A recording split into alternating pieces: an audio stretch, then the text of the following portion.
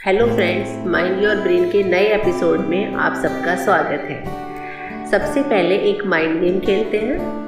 आपको इन चारों माचिस की तीलियों में से किसी एक को हिलाकर स्क्वायर बनाना है। क्या आप बना सकते हैं?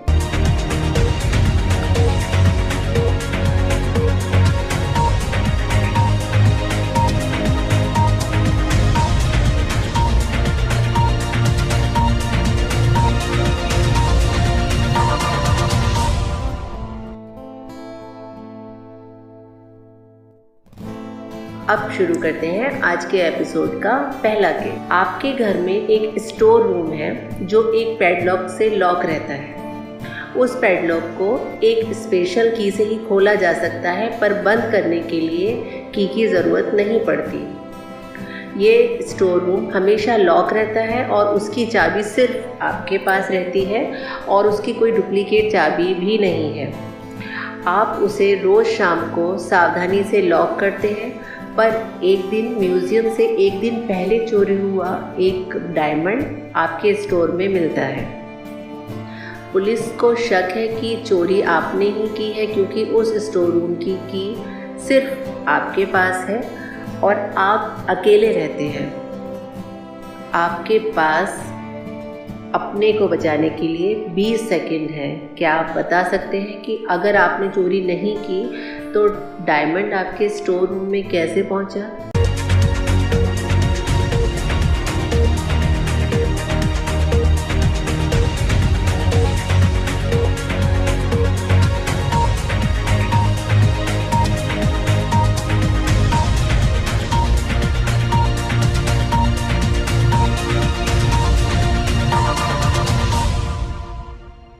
इसका आंसर है, जब आप स्टोर रूम के अंदर थे तो असली चोर ने आपका पैडलॉक चेंज कर दिया था, क्योंकि उस पैडलॉक को बंद करने के लिए चाबी की ज़रूरत नहीं होती।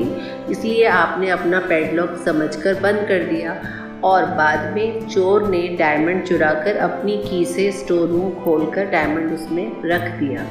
आई होप आपको ये केस पसंद आया होगा। आइए अब चलते हैं दूसरे केस पर।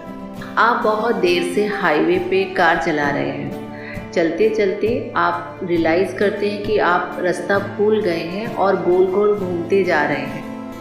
आपको बहुत भूख और प्यास लगने लगती है। आपके पास कुछ भी खरीदने के लिए बिल्कुल पैसे नहीं हैं और आप बहुत थक चुके हैं। तभी आपको एक जगह पर 4 दरवाजे दिखते हैं। पहले दरवाजे के पीछे पीने का पानी है, दूसरे के पीछे खाने की चीज़ है, तीसरे के पीछे होटल रूम है और चौथे के पीछे पैसे हैं। क्या आप बता सकते हैं कि आप सबसे पहले कौन सा दरवाज़ा खोलेंगे?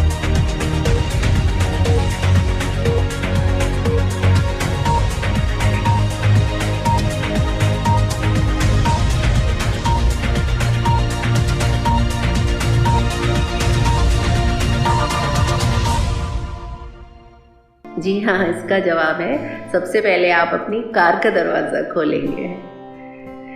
आइए अब चलते हैं आज के तीसरे और अंतिम केस पर। राम सिंह शहर के सबसे अमीर लोगों में गिने जाते हैं। उनके 2 बेटे और एक बेटी है। उन्होंने अपने दोनों बेटों को घर से निकाल दिया था और बेटी की शादी हो गई है। एक दिन उसके छोटे बेटे पर कोई हमला कर देता है। उस चोट से उसकी जान तो बच जाती है, पर उसे क्रिटिकल कंडीशन में हॉस्पिटल में एडमिट कराया जाता है।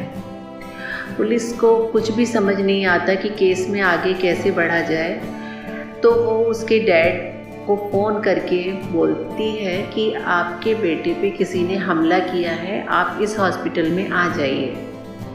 इसके बाद पुलिस उसके भाई को फ़ोन करती है और कहती है कि आपके भाई पर हमला हुआ है, आप इस हॉस्पिटल में आ जाइए। फिर बहन को फ़ोन करके बोलती है कि आपके भाई पे हमला हुआ है, आप इस हॉस्पिटल में आ जाइए।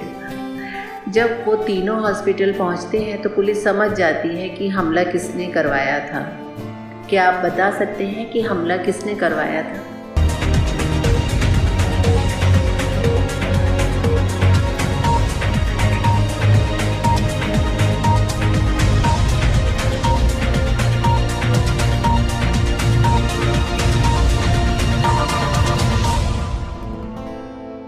था? इसका जवाब है बहन के बुके पर खाली गेट वेल सून लिखा था क्योंकि उसे नहीं पता था कि हमला कौन से भाई पे हुआ है। बड़े भाई के बुके पर गेट वेल सून टीटू लिखा है क्योंकि उसका एक ही भाई है, और डैड के बुके पर भी लिखा है गेट वेल सून टीटू, जबकि पुलिस ने उसे ये नहीं बताया था कि कौन से बेटे पे हमला हुआ है। इसलिए पुलिस समझ जाती है कि डैड ने ही हमला करवाया है।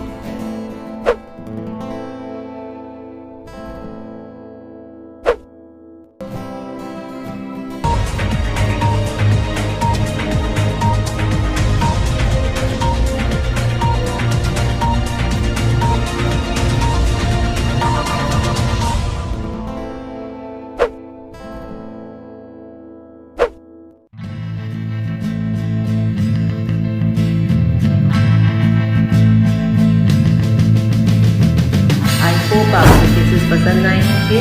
हम फिर आएंगे कुछ नए केसेस के साथ। तब तक के लिए ध्यान रखिए, स्वस्थ रहिए। बाय।